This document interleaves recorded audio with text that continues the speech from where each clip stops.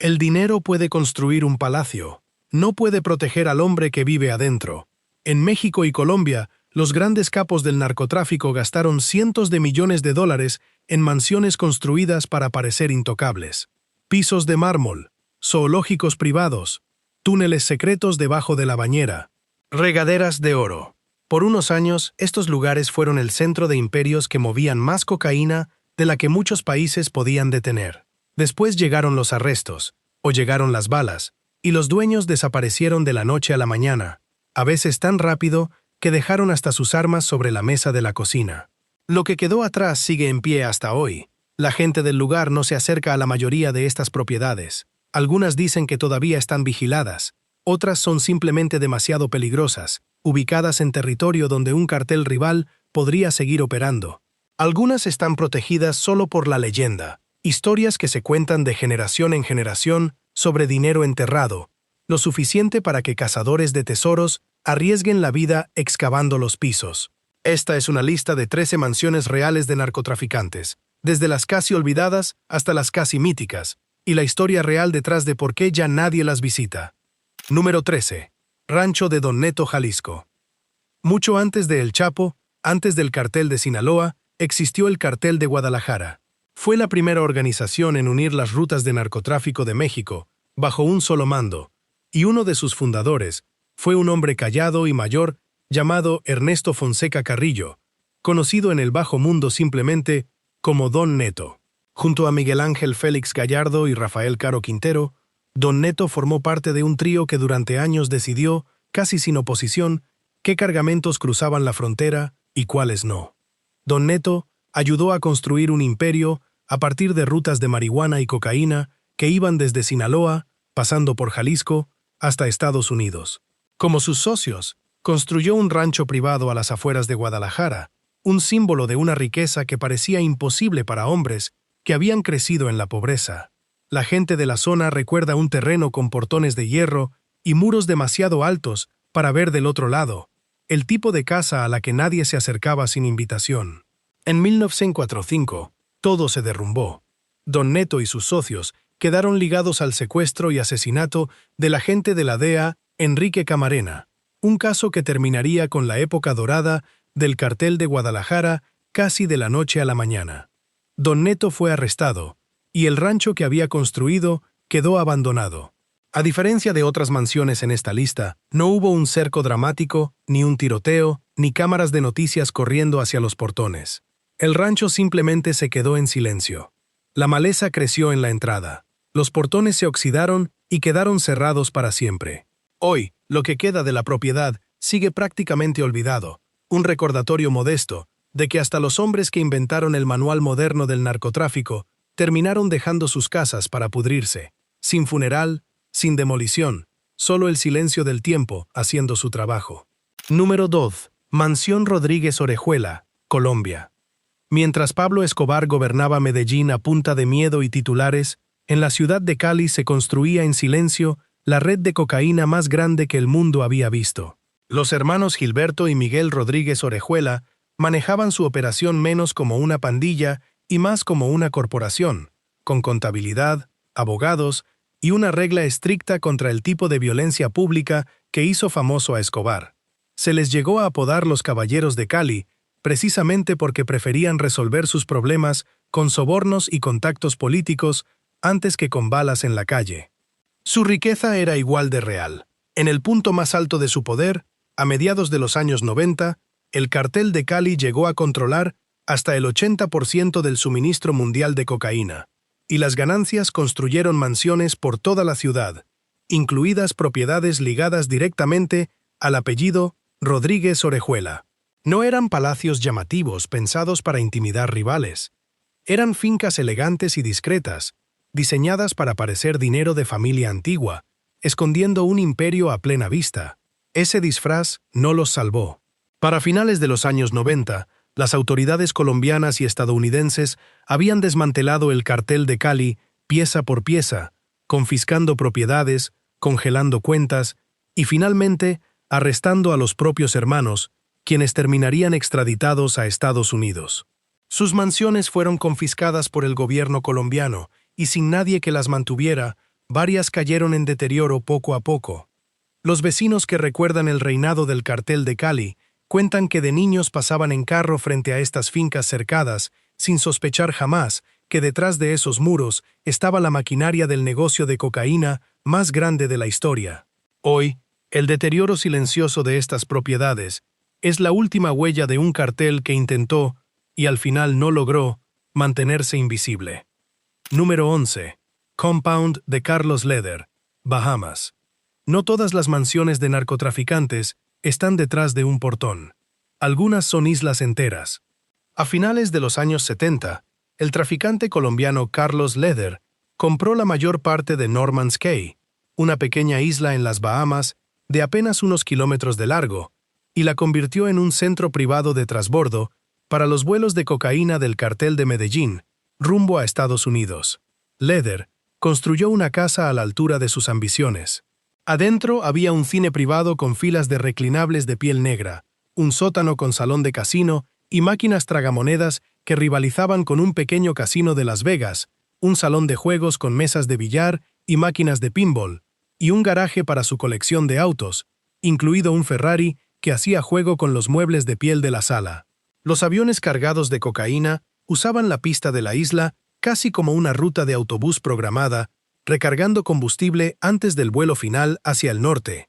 Durante años, Norman's Cay funcionó prácticamente como territorio privado, fuera del alcance real de las autoridades bahameñas. El reinado de Leder terminó cuando fue arrestado en 1987 y finalmente extraditado a Estados Unidos, donde se convirtió en testigo clave contra la red de Pablo Escobar.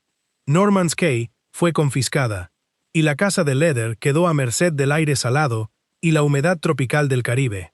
Lo que alguna vez fue una de las residencias privadas más lujosas construidas con dinero de la droga en la región, hoy está en ruinas y medio cubierta de vegetación, un monumento a una isla comprada enteramente con ganancias de cocaína. Número 10. Casa de la Siempre Viva, Hacienda Nápoles, Colombia. Ninguna mansión de narcotraficantes en el mundo se construyó a la escala de la Hacienda Nápoles. Pablo Escobar gastó un estimado de $63 millones en convertir un terreno de 7.000 acres al este de Medellín en su reino personal, con aeropuerto privado, plaza de toros, 6 piscinas, dinosaurios de concreto de tamaño real y un zoológico privado con animales que entraban de contrabando en sus propios aviones de cocaína, incluidos elefantes, jirafas y los hipopótamos que todavía andan sueltos en Colombia hasta el día de hoy. En el centro de todo estaba la Casa de Escobar, una villa de estilo colonial llamada Casa de la Siempre Viva. En la entrada principal tenía montado sobre un pedestal un avión Piper, el mismo tipo de avión que Escobar usó para transportar su primer cargamento de cocaína a Estados Unidos, un monumento a su propio origen como contrabandista. También exhibía un auto clásico acribillado a balazos que presentaba a las visitas como si hubiera pertenecido a Bonnie and Clyde o a Al Capone, según el humor del día. Después de su muerte en 1993, el gobierno colombiano confiscó toda la propiedad y la mansión quedó abandonada durante años, deteriorándose poco a poco mientras cazadores de tesoros se metían a escondidas, convencidos de que Escobar había enterrado dinero bajo los pisos o el jardín. En febrero de 2015, la casa finalmente perdió la batalla contra el tiempo y se derrumbó parcialmente. Poco después fue demolida por completo. Hoy, la mayor parte de la Hacienda Nápoles se ha convertido en un parque temático familiar, con toboganes de agua y un santuario de vida silvestre. Es una transformación extraña, casi inquietante. Niños gritando de alegría en juegos mecánicos construidos donde alguna vez un cartel entrenaba a sus sicarios. Pero los cimientos de la mansión original, los restos quemados de la colección de autos de Escobar y el arco de entrada con la réplica del avión de su primer cargamento, siguen ahí, las últimas huellas físicas de una casa que ya no existe, pero que nunca ha dejado de ser famosa. Número 9. Casa Túnel de El Chapo, Sinaloa. No todas las mansiones de narcotraficantes necesitaban verse impresionantes por fuera. A veces, los secretos más peligrosos se escondían en las casas más comunes. En Culiacán, Sinaloa, había una casa de 2 recámaras que no llamaba la atención, el tipo de lugar frente al que un vecino podía pasar todos los días sin voltear a ver dos veces. Esa casa pertenecía a Joaquín El Chapo Guzmán, y en febrero de 2014, marinos mexicanos rodearon la propiedad, convencidos de que por fin tenían acorralado al líder del cartel de Sinaloa. Guzmán escapó de todos modos, deslizándose por una trampilla escondida bajo la tina del baño que llevaba a una red de túneles debajo de la propiedad, conectados al sistema de drenaje de la ciudad.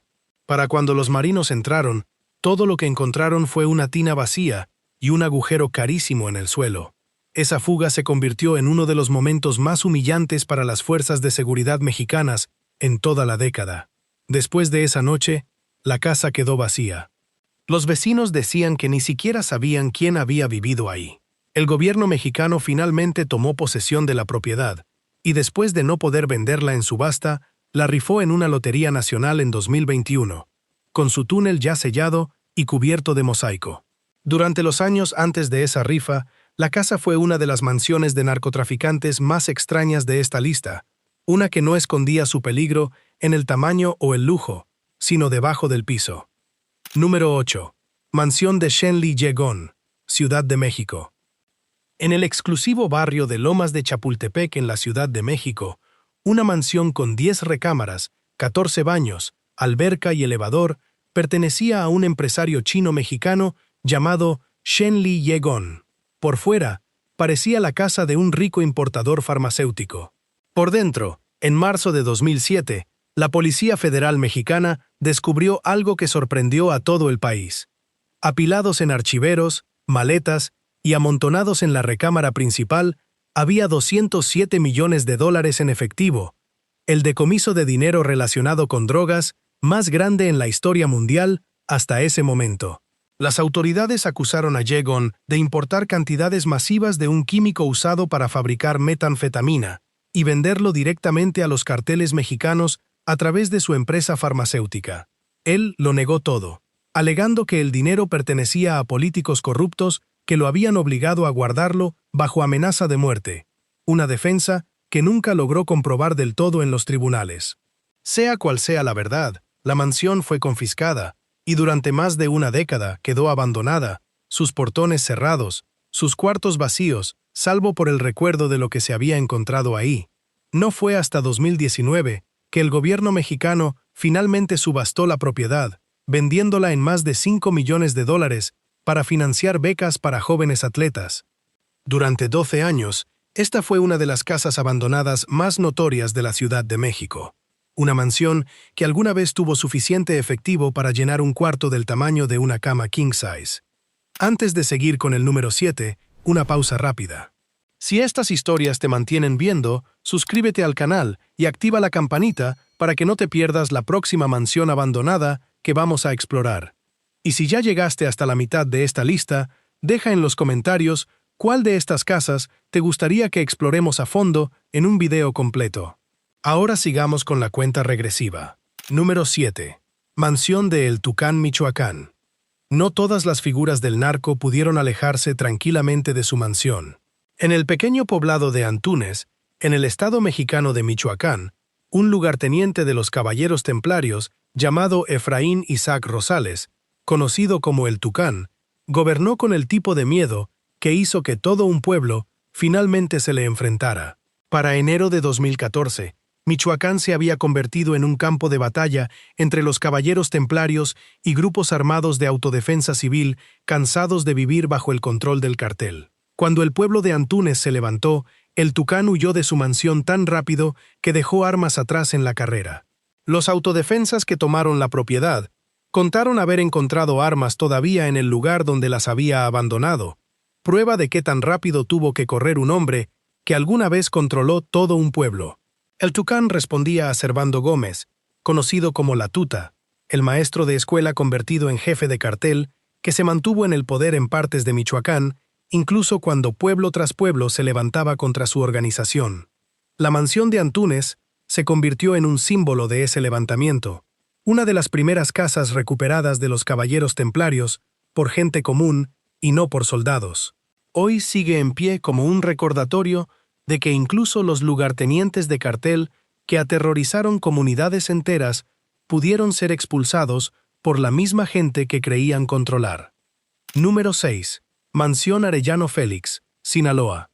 En la costa cerca de Mazatlán, hay una mansión de 3 pisos, construida en un llamativo estilo árabe, con cúpulas, arcos, pisos de mármol y acabados de madera que alguna vez la hicieron una de las casas privadas más lujosas de esa costa. Hoy es casi invisible, cubierta por completo de vegetación silvestre, con su alberca llena de agua estancada y hojas muertas.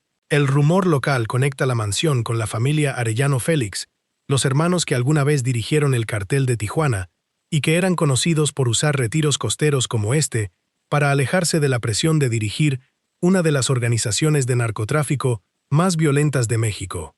Es importante decir con claridad que esta propiedad nunca ha sido confirmada oficialmente en ningún registro del gobierno, solo se ha transmitido a través de historias locales y de los exploradores que se han filmado caminando entre sus ruinas. Lo que sí está confirmado es el estado de la propiedad. Creadores de contenido que han entrado a la mansión describen túneles secretos bajo la casa, escaleras que no llevan a ningún lado, y cuartos tan cubiertos de vegetación que la luz del sol apenas llega a los pisos de mármol. Sea o no cierto que el apellido Arellano Félix pertenece a esta casa, sigue siendo una de las propiedades abandonadas más inquietantes de la costa mexicana, tragada casi por completo por la selva que la rodea. Número 5. Casa de Eduardo Arellano Félix, Tijuana. En el barrio Buenavista de Tijuana, una casa de 3 pisos está detrás de muros comunes, casi idéntica a las de sus vecinos, excepto por un detalle. La fachada tiene marcas de bala, recuerdo permanente del día de octubre de 2008, cuando soldados y Policía Federal Mexicana tomaron la propiedad y arrestaron a Eduardo Arellano Félix, el último de los hermanos que dirigía el cartel de Tijuana, conocido en el bajo mundo como el Doctor. Arellano Félix manejaba el lado financiero de la operación familiar, uno de 5 hermanos que alguna vez controlaron el flujo de cocaína y marihuana de México hacia Estados Unidos a través de la ciudad fronteriza de Tijuana. Su captura marcó el fin efectivo de la organización Arellano Félix como una potencia importante, cerrando una dinastía criminal que había durado casi 3 décadas. La casa ha estado abandonada desde entonces y en los últimos años se ha convertido en una especie de leyenda urbana entre creadores de contenido y exploradores locales. Vídeos de gente caminando por la propiedad se han vuelto virales, mostrando cuartos que todavía tienen muebles viejos, un refrigerador que ya no funciona, pero que todavía tiene comida de hace décadas adentro, y paredes que los visitantes han llenado de grafiti desde entonces. Personas sin hogar han usado la propiedad como refugio a lo largo de los años. Las marcas de bala del operativo que terminó con la libertad de El Doctor siguen visibles hoy en día, una cicatriz permanente en una casa que nadie se ha molestado en reparar. Número 4. La Casa de la Cumbre, Colima. En lo alto de la bahía de Manzanillo, en la costa del Pacífico mexicano, hay una construcción conocida localmente como la Casa de la Cumbre. Desde su azotea, la vista se extiende por toda la bahía hasta un horizonte de océano y colinas verdes. La estructura misma parece diseñada para ser un hotel, con la escala y distribución de un resort más que de una casa privada, pero hoy está completamente abandonada, despojada por el tiempo y el clima. La leyenda local liga la propiedad a Rafael Caro Quintero, el hombre conocido en todo México como el narco de narcos, fundador del cartel de Guadalajara junto a Don Neto y Félix Gallardo, y uno de los traficantes más buscados del mundo durante más de 3 décadas. Aquí es importante ser honestos. A diferencia de otras propiedades en esta lista, no existe ningún registro oficial del gobierno que confirme a Caro Quintero como dueño de esta casa en específico. La conexión existe casi por completo como leyenda, transmitida en historias de Manzanillo más que documentada en expedientes judiciales. Lo que no se puede negar es el estado inquietante del edificio en sí. Exploradores que han visitado el lugar describen una estructura que parece congelada a medio construir, como si quien la levantó se hubiera ido antes de terminar el trabajo, dejando atrás un cascarón que poco a poco ha sido reclamado por los elementos. Sea o no cierto que Caro Quintero fue dueño de esta casa alguna vez, sigue siendo una de las propiedades abandonadas más impactantes visualmente de toda la región. Número 3. Casa Lope de Vega, 881 Jalisco. En el fraccionamiento Jardines del Bosque de Guadalajara, en una calle llamada Lope de Vega, hay una casa diseñada por uno de los arquitectos más celebrados de México, con arcos angulares y una fachada construida en piedra volcánica roja. Durante décadas, ha estado detrás de un muro construido específicamente para bloquearla de la vista, y la gente del barrio sabe exactamente por qué nadie quiere ver hacia adentro. La casa fue comprada por Rafael Caro Quintero a principios de los años 80, y rápidamente se convirtió en un punto de reunión para los traficantes más poderosos de esa época. El 5 de marzo de 1985, esta casa fue el escenario de uno de los capítulos más oscuros en la historia de la guerra contra las drogas. El agente de la DEA, Enrique Kiki Camarena, y su piloto, Alfredo Zavala, fueron retenidos aquí antes de sus asesinatos, un caso que dañaría de forma permanente las relaciones entre México y Estados Unidos, y marcaría a Caro Quintero como uno de los hombres más buscados del planeta durante décadas. La propiedad fue abandonada casi de inmediato después de que se descubrieron los cuerpos, y Caro Quintero, quien nunca terminó de pagar la casa, huyó hacia una vida en fuga que eventualmente lo llevaría a ser capturado, encarcelado, liberado en medio de una gran controversia legal en 2013 y arrestado de nuevo casi una década después. La casa sigue en pie hoy detrás de su muro, sin nuevos dueños, tratada por el vecindario casi como una cicatriz que nadie quiere reconocer directamente.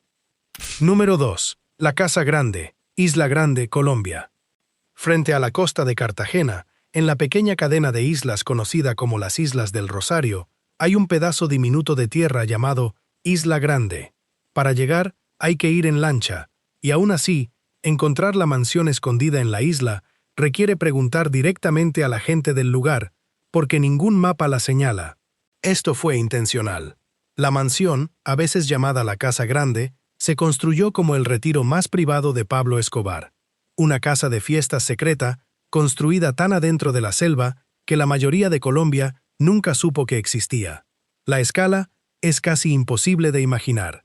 Los reportes describen un complejo con más de 300 cuartos, departamentos frente al mar, una alberca del tamaño de un resort y un helipuerto construido para traer invitados sin tocar nunca un muelle público.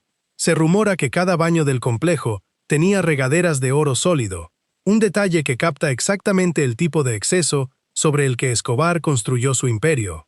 Guardias armados patrullaban estos terrenos alguna vez, y no se esperaba que los intrusos sorprendidos en la propiedad sin invitación sobrevivieran el encuentro. Después de la muerte de Escobar en 1993, la propiedad pasó a manos del gobierno colombiano y quedó a merced de la selva. Hoy, los exploradores que hacen el difícil viaje hasta Isla Grande describen chalets destruidos con vista al mar, albercas llenas de escombros y las pertenencias de quienes han usado las ruinas como refugio, y pasillos donde la luz del sol apenas logra atravesar las enredaderas que han crecido sobre lo que alguna vez fue una de las propiedades de lujo más secretas construidas con dinero de la cocaína. Incluso en ruinas, quienes la visitan dicen que el lugar todavía guarda un extraño tipo de glamour, el fantasma del imperio que la construyó. Número 1. Palacio de Mil y Una Noches, Sonora. En Hermosillo, en el estado mexicano de Sonora, hay una construcción diferente a todo lo demás en esta lista. Amado Carrillo Fuentes, el hombre conocido como el Señor de los Cielos por su flotilla de aviones para contrabandear cocaína, comenzó la construcción de la propiedad en 1992, en el punto más alto de su poder como líder del cartel de Juárez. La llamó el Palacio de Mil y Una Noches, inspirado en los mismos cuentos árabes que le dieron nombre a la casa. Con 25.000 metros cuadrados de construcción, el complejo fue diseñado para parecer sacado de esos cuentos, con arquitectura de estilo medio oriental, varios jacuzzis, una alberca y, lo más famoso de todo, un sistema completo de túneles de escape construidos bajo la propiedad, listos para el día en que Carrillo necesitara desaparecer sin dejar rastro. En su momento, la propiedad se evaluó en aproximadamente $5 millones, una cifra casi impensable para una casa privada a principios de los 90 en México. Carrillo nunca tuvo la oportunidad de terminarla. El gobierno mexicano confiscó la propiedad en 1993, el mismo año en que Carrillo murió durante una cirugía plástica fallida que buscaba ayudarlo a desaparecer por completo, una muerte que generó rumores durante años sobre si realmente había fallecido. Aunque la propiedad eventualmente fue devuelta a su familia, la construcción nunca se terminó y varios intentos de venderla en los años siguientes fracasaron todos. En 2009, el gobernador de Sonora ordenó demoler el palacio, pero incluso esa orden tuvo problemas para cumplirse, y el trabajo real de demolición no comenzó en serio hasta 2020, casi 3 décadas después de que se levantaran las primeras paredes. El Palacio de las Mil y Una Noches sigue en pie hoy como quizás el monumento más extraño de toda esta lista, una fantasía a medio terminar construida con dinero de la cocaína que ni su dueño ni el gobierno que la confiscó pudieron cerrar por completo. 13 mansiones, 13 imperios que alguna vez se sintieron intocables. Cada uno de estos hombres creyó que suficiente dinero podía construir muros lo bastante altos para dejar fuera al mundo entero. Al final, nada de eso funcionó. Los túneles no los salvaron. Las regaderas de oro no los salvaron. Los zoológicos privados, las islas y los palacios construidos para parecer sacados de un cuento de hadas terminaron todos exactamente igual, vacíos, olvidados y tragados poco a poco por la selva o por el vecindario que los rodea. Si hay una lección escondida en cada ruina de esta lista, es esta. Una mansión se puede construir en un año. Puede tardar décadas en desaparecer por completo, y aún así, las historias nunca terminan de irse del todo.